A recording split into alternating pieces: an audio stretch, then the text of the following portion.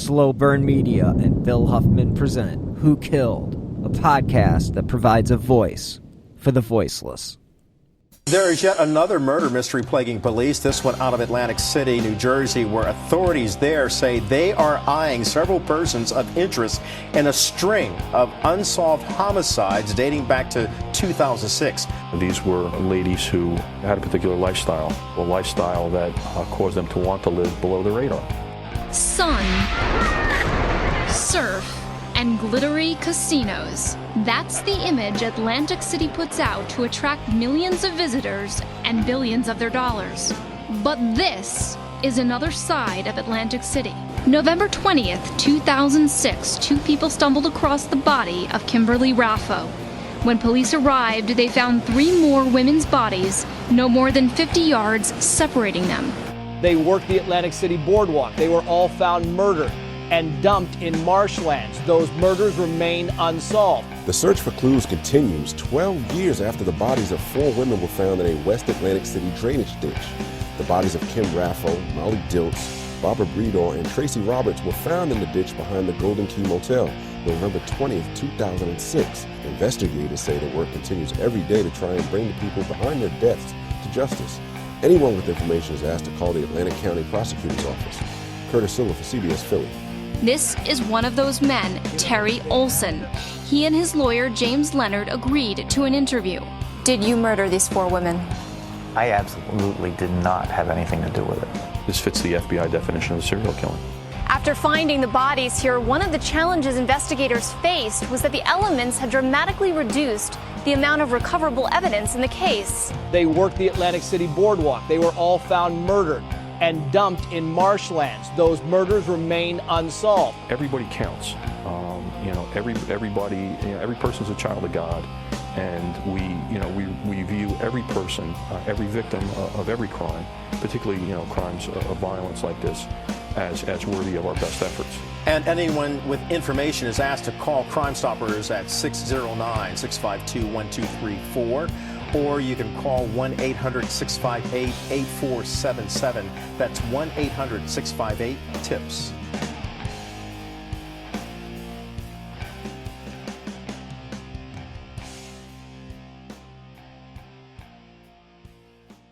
Hello and welcome to this week's episode of Who Killed? I am your host, Bill Huffman, and this is a Slow Burn Media production. On this week's episode, we're going to take a look back at an older case from 2006 when the bodies of four women were discovered behind a motel in Atlantic City.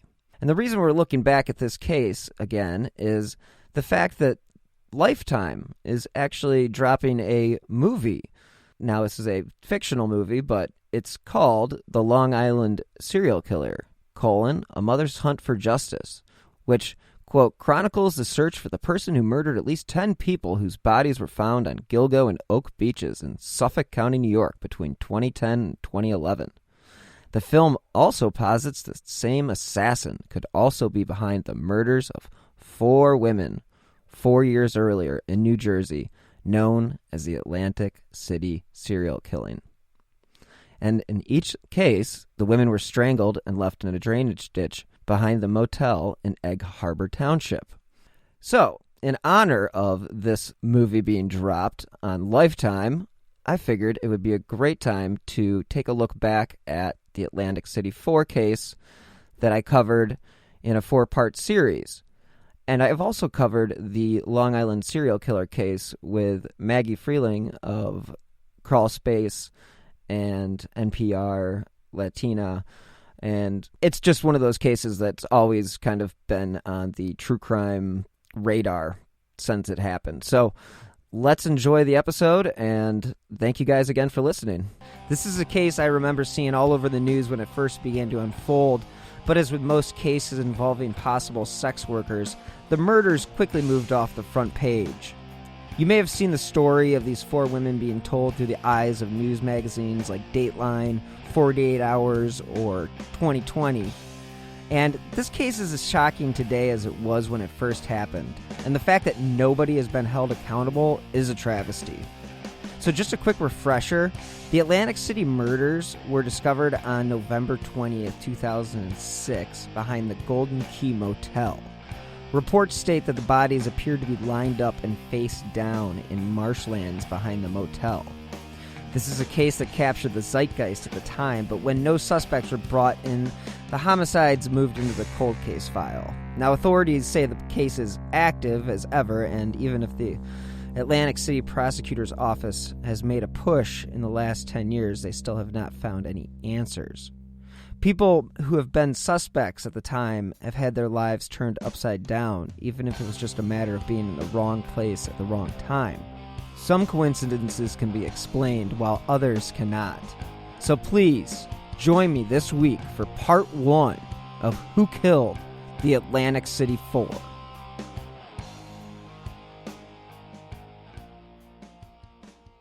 Five years before police uncovered a cluster of bodies in Gilgo Beach, Long Island, there was another cluster murder in Atlantic City that had people talking. It was 13 years ago when detectives began their unenvious search in the drainage ditch behind a shady $27 a night motel. The Golden Key Motel sat in a really seedy part of Atlantic City, located just off the Black Horse Pike in Egg Harbor Township. It was this no-tell motel where two unknowing witnesses would stumble upon a life-altering sight: the body of a dead woman. Despite being in a part of town where violence, drugs, and prostitution were prevalent, murder was still something everyone took seriously. So they did the proper thing and called the cops. When they arrived, the site was cordoned off, and the search went on to uncover a total of 4 women's bodies. One thing became abundantly clear to the investigators: they were dealing with something bigger than what their police force was built to handle. Just in the shadows of the Atlantic City casinos, investigators exhaustively searched for evidence. The bodies had been placed 50 and 60 feet from one another. All 4 had been strangled or asphyxiated. All 4 were found clothed face down and barefoot. There have been names bandied about regarding what to call this suspected serial killer, but I'm going to leave that be for now, as the focus should be on the victims, not the perpetrator. Some 36 investigators from the FBI, the state police, and the Atlantic City and Egg Harbor police departments worked on the case full-time. Too many victims are overlooked when the media coins a name for a killer. This isn't about him. Just don't glamorize this perp with a moniker because it's been done in the past. Regardless of what you call him, the bottom line is this person is a monster and a serial killer. We can stick with those, and I believe you'll know who I am talking about. The nuts and bolts of the case look like this. 4 women in total were killed, and all were in between the ages of 20 and 45. Barbara Breidor, 42, worked as a prostitute to help support her crack habit. She disappeared in October 2006, but it was not reported for several weeks. According to NewJersey.com, Breidor was from Ventnor. She worked as a cocktail waitress at the Tropicana and helped manage her mother's clothing shop before she became hooked on prescription pills, then on heroin. She was one of 4 siblings who attended Catholic schools. In her last year, Breidor was twice arrested for soliciting a police officer in Atlantic City. More recently, she had been staying off and on with a man in neighboring Ventnor. Then there was Molly Jean Dilts. She was 20. She disappeared from her boyfriend's house in Blacklick, Pennsylvania in mid-October. There wasn't a reason for her to really leave, but there was an outstanding warrant for drug possession, and she really didn't have any income. And it was a surprise to her family that she would turn up 6 weeks later in a ditch in Atlantic City as a prostitute, dead. And before her disappearance, her mother had died, and then her brother. And apparently these deaths were extremely tough on her. She was last heard from on October 7, 2006, when she called from a payphone in Atlantic City. She, too, would soon be dead. Then there was Kim Raffo, who was 35 and a former waitress who had left her husband and children for drugs and prostitution in Atlantic City. She was last seen alive a day before the bodies were discovered. And according to NewJersey.com, Raffo was a Brooklyn native who had once been a PTA mom in Florida. Quote, she was trying to get her life together, but she couldn't get away, unquote, said John Pease of 46 from Ventnor, a friend of Raffo's. And then there was Tracy Ann Roberts, who was 23, a former erotic dancer who sold sex to support a drug habit and was last seen alive in November 2006 when she was hit in the throat and hospitalized by a man who wished to be her pimp. Joyce Roberts made the 90-minute drive from her home in Bear, Delaware, to rescue her daughter. She was 5 minutes too late. Roberts, who was using cocaine heavily at the time, had left the hospital that she had called her mother from. Roberts had been a regular presence on the streets in Atlantic City for less than a year, according to several prostitutes. The 4 bodies were found in the ditch 12 days after Joyce Roberts had made her drive over the Delaware Memorial Bridge and across the Atlantic City Expressway to bring her daughter home to safety. Even radio host and founder of the Guardian Angels, Curtis Silowa, organized a team to go to the underbelly of Atlantic City and try to find the person responsible for murdering Raffo and the 3 other women. He was quoted as saying, "We're there around the clock, patrolling for illicit activities and any information about this case." Despite having 4 victims in a seemingly obvious dumping ground, the police refused to say this was the work of just one killer. Now think about that for a second. 4 bodies, 1 location, maybe not a serial killer? If I had to guess why, I would say tourism. Nobody wants a national headline discussing your tourist city as a place where a serial killer is lurking. From that perspective, a PR perspective that is, I get it. What I don't understand is how law enforcement was acknowledging the possibility, at least behind closed doors.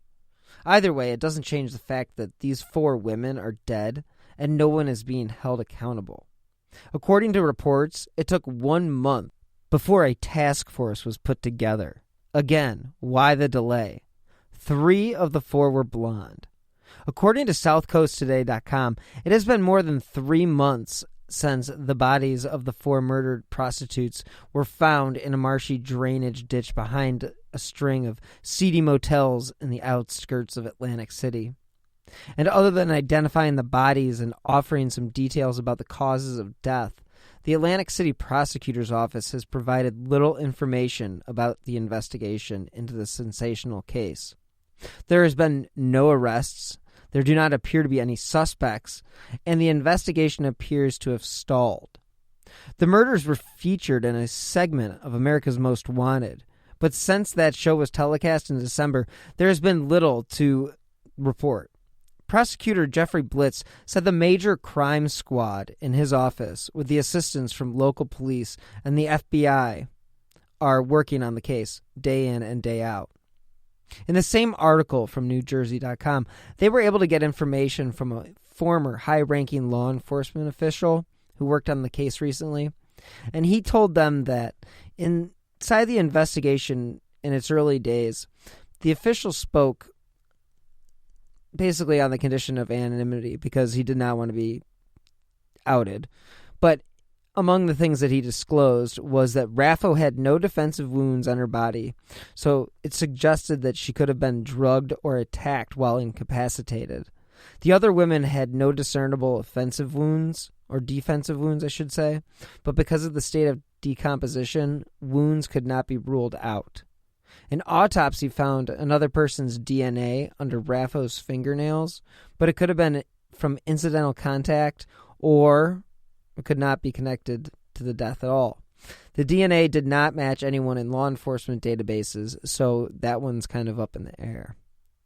One day before the death of Raffo, she was with a customer in North Jersey with a doctor who had a room at the now-shuttered Trump Taj Mahal. It was about 5 a.m. on November 19th. The law enforcement official said that Raffo had told the man that she was going out to buy drugs and that she would return. When she did not, the doctor called her several times, receiving no answer. Using Raffo's cell phone records, investigators were able to track down and interview the doctor, and they did ultimately clear him of suspicion. Because of suspicions like that, they obviously looked at all the surveillance video that came from the casino and the hotel. The man's calls to Raffo were routed to a cell tower on the Black Horse Pike, not far from where the bodies were discovered, though. The case itself has been a feature story on all of our favorite crime shows, from 2020 to 48 Hours. The problem with the current state of the investigation is 5 years after the bodies were found behind the Golden Key Motel, a serial killer was found to be prowling the beaches of Long Island. This episode is brought to you by Best Fiends.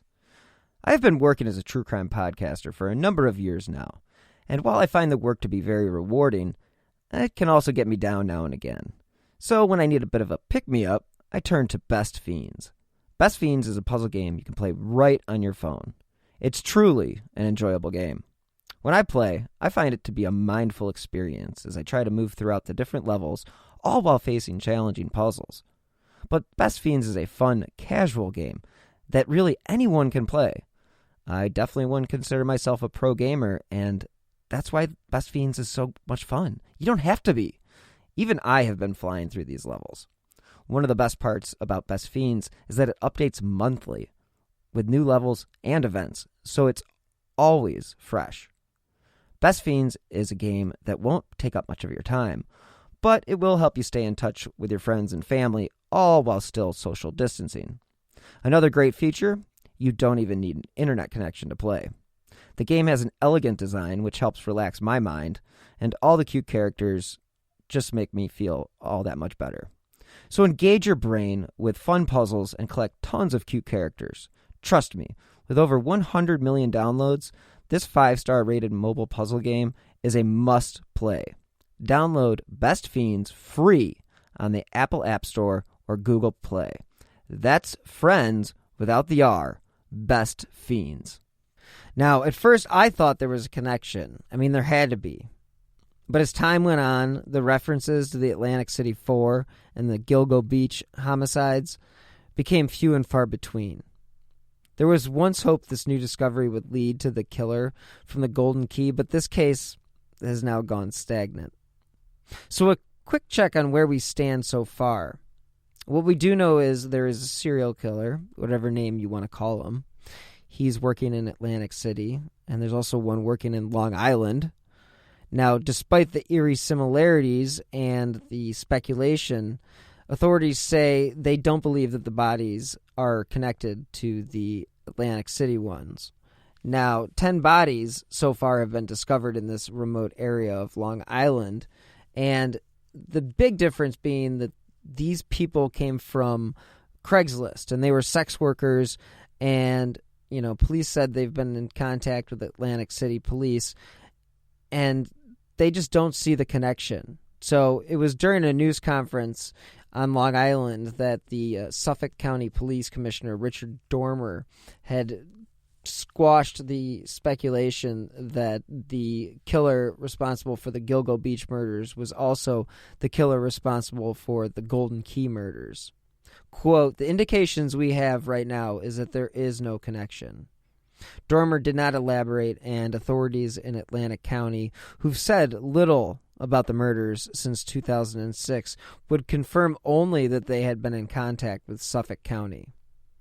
Not very comforting, if you ask me. Investigators spent a lot of time searching room 101 of the Golden Key Motel, but they have never disclosed why. What, if any, significance should be attached to any of that remains a mystery. The prosecutor's office has established a tip line and has asked for the public's assistance, but some authorities believe it's been too late. Everybody comes back to them being barefoot, with their heads facing east towards the casinos of Atlantic City and just a few yards away from each other. So speculation spread that a serial killer might be on the loose in the city, whose motto is always turned on. The cases seem like they should be connected, but if authorities say they aren't, then I'm going to go ahead and say that they aren't, at least until I see something that tells me otherwise. Profiler John Kelly explains, quote, "The guy on Long Island did not want the bodies to be found. If it weren't for the woman who went missing, Shannon Gilbert, they would never have known that the bodies were there. And with the Atlantic City girls posed on the bank of the drainage ditch and facing towards the casino, these bodies were meant to be discovered. So we're looking at two different guys." Kelly pointed out that Long Island serial killer trolled sex workers, Craigslist, Backpage, that type of stuff for victims, and it wasn't like he was out on the street looking for his victims.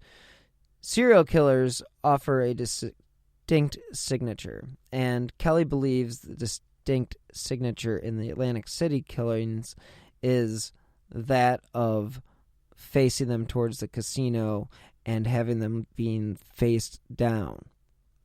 Now, the case took place well over a decade ago, but it has not been forgotten. At least according to a release from the Atlantic City Prosecutor's Office in 2018, they stated the case is still being worked, and what they need is the public's help to get this thing solved.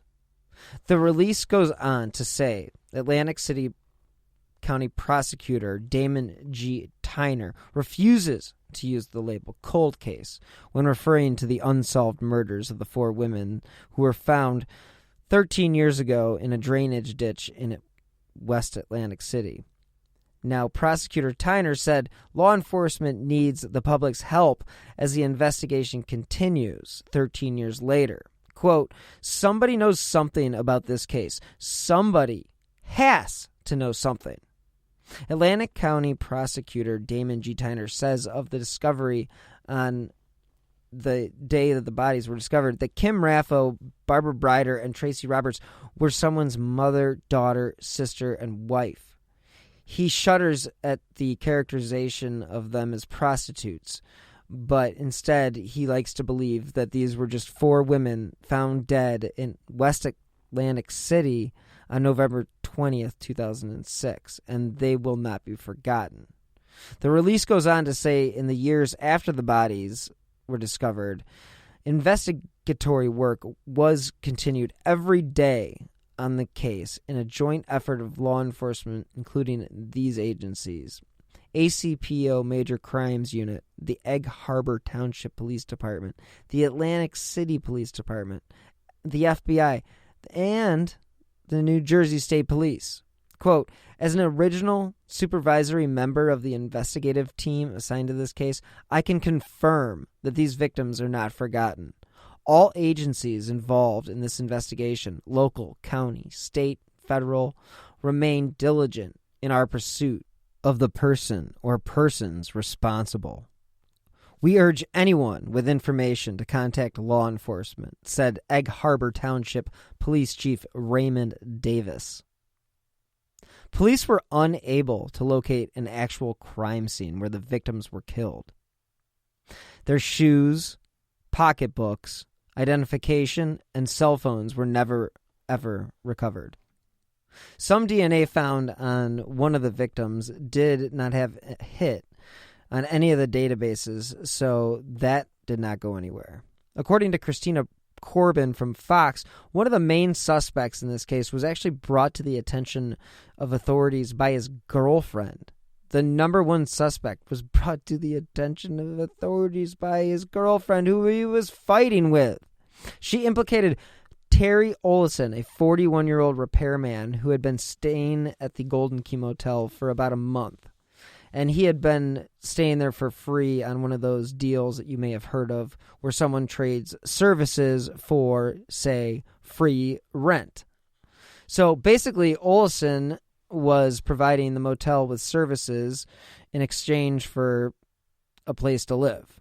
He had spent a month there, and he was actually just a stone's throw away from where the first body was found. When Olison's girlfriend brought his name to investigators, the couple were actually in the midst of an extreme domestic dispute. But at the time, authorities had little else to go on, so they followed up. And what they would find would actually creep out any investigator, or any person for that matter. While searching Olison's room, they found cameras set up suspiciously.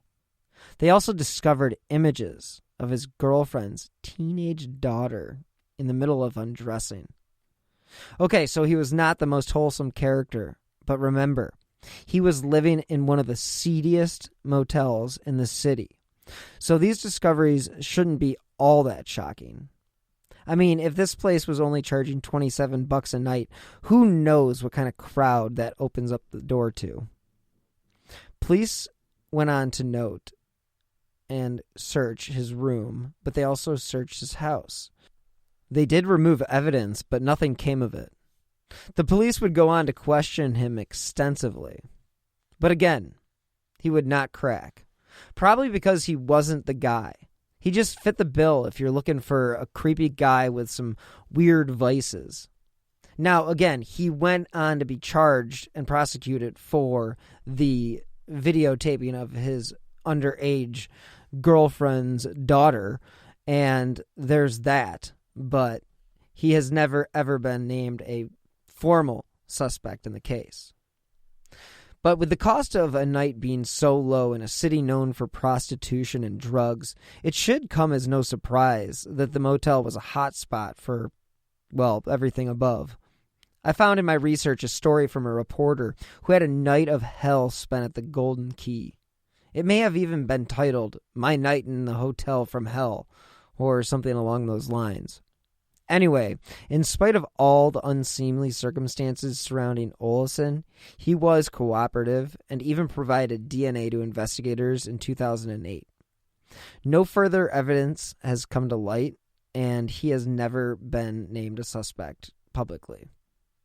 Circumstantial evidence can be very damning, but without DNA, Olison right now just remains a name.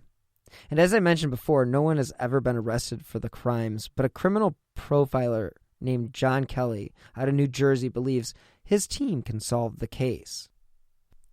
Fans of the show Mindhunter, or the movie Silence of the Lambs, understand the purpose of using criminal profilers in cases like serial murder. It helps investigators point in a certain direction, hoping, of course, the profile is right.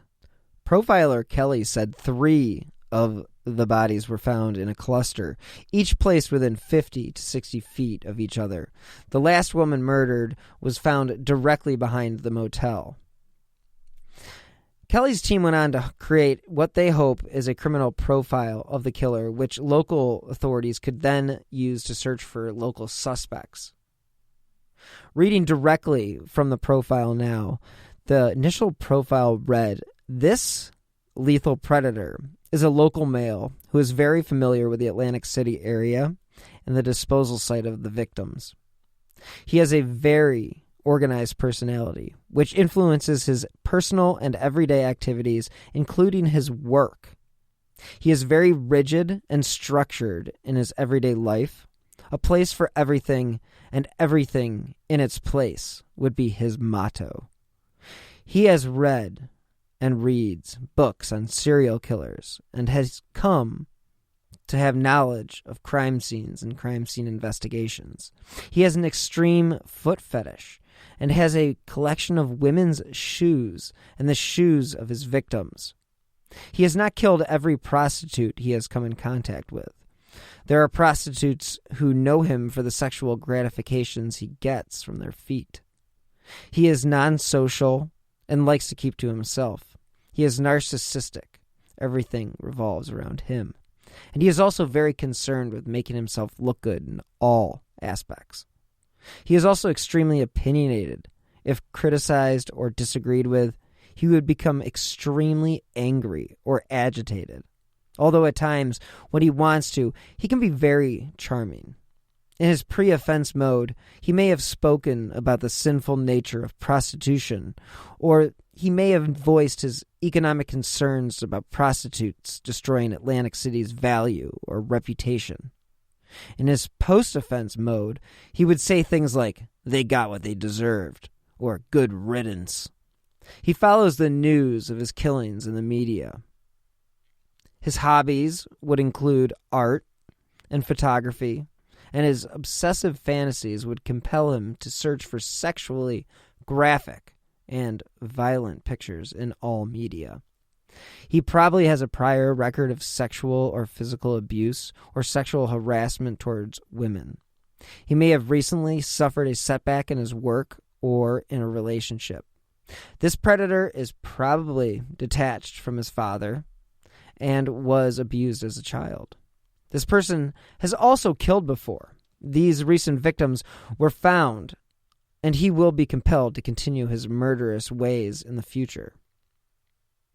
It looks like we're out of time for part 1 of Who Killed the Atlantic City 4, but please tune in next week for part 2 of Who Killed the Atlantic City 4. If you enjoy this independently produced podcast, you can help support the show by clicking on the donate button on the right-hand side of whokilledamymihalovic.com.